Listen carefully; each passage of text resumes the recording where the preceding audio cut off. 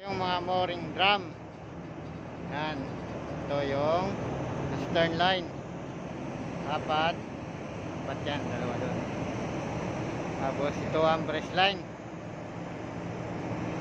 Ngayon, paano mag-adjust ng lubid?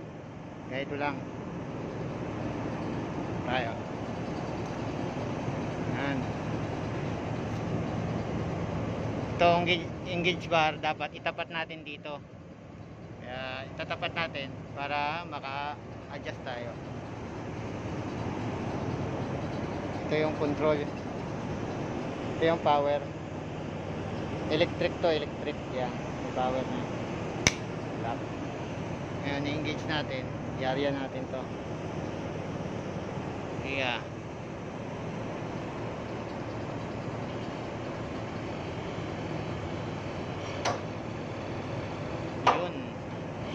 yun. Yan. Tapat na siya. Kaya tanggalin natin yung pin. Tapos yung clutch. Yun. Na. May gap yan. Kaya birahan natin. Pag may tension yung lubid natin, pagpisado, dapat birahan natin ng konti. Para hindi lumagapak. Ano, birahan natin, birahan natin. Yun. Saka natin i-open brake. Open brake. Ito yung brake. Ngayon, pag na-open brake na, pwede natin isahan. Ariyahan. Luwag. Pira.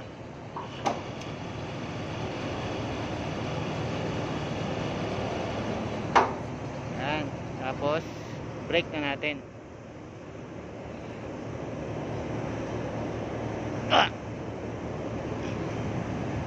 Ngayon, hindi natin ma-disengage to. Kasi nakadikit siya. Kahit anong pilit mo dyan. Kaya dapat lagyan natin ng gap. Kaya i-area natin ng konti. Area. Yan. Gagap na siya. May gap din na sa kabila. Pwede natin disengage. Yun, disengage na. Kaya, then natin yung pin.